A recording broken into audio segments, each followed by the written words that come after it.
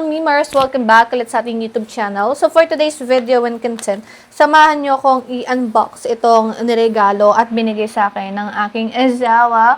And this is the Insta360 Luna Ultra Dual Lens 8K Gimbal Camera.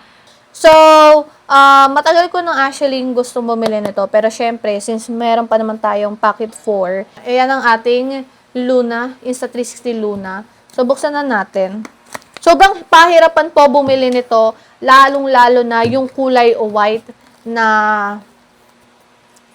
color nito. Dalawa kasi yung kulay nito, black and white po. So, nagustuhan ko to kasi ang ganda daw ng camera niya and marami din naman ako review na nakita. Maganda nga daw yung camera niya.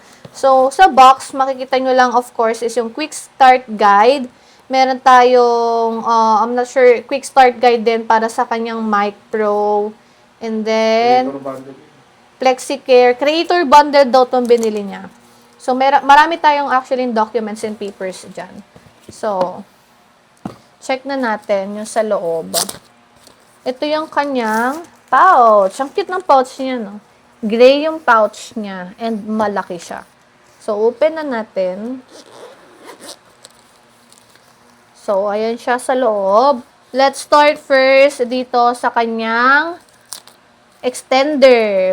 I think this is the battery pack extender. Itong battery pack extender po niya. Meron din tayo dito Type-C charging cord. Meron po tayong extender dito, short extender. Parang yung sa DJI natin. Ayan, meron tayong extender dito. White extender. Okay. Next is we have ito yung sa sa wrist. Yung parang yung band. Hindi ko na open to, pero ito yung wrist ng tali. Lanyard, yan. Ito naman ay what's this? Nasira ko ni Plastic Lab. Next is meron naman tayo dito.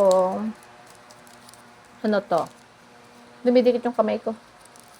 What's this?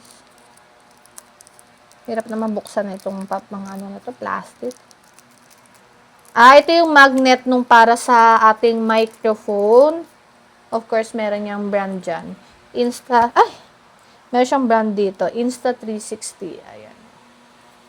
And then, ito naman po ay I think wide angle lens to. You can feel it. Hindi. Ano to? Magnet. Diba? May magnet tayo dito. Ito yung wind guard natin for the microphone. And then, this is, ang cute nung niya. Wide angle lens niya, guys. Ang cute ng wide angle lens niya. Ito yung wide angle lens po natin. Yes. And then, ito yung microphone na napapalitan yung mukha.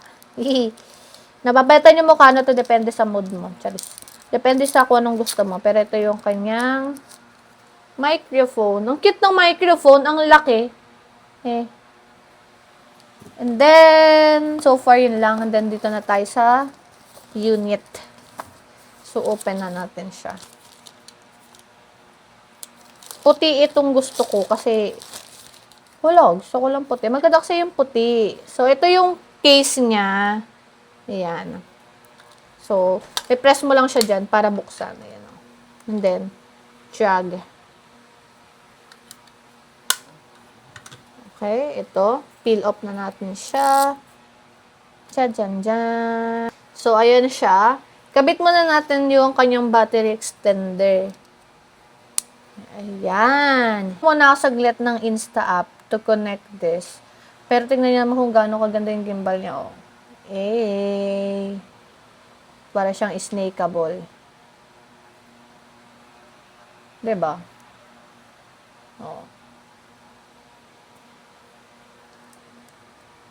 Nakapag-download na tayo ng application and ina-update lang natin siya. Pare ko, na-set up ko na siya and carefully checking. Parang nakita ko dito is meron siyang storage na parang, let me just check. Kasi madaming tutorial eh. Madaming tutorial niya, to be honest. Yung storage niya is meron siyang, anong tawag doon, love? Internal storage?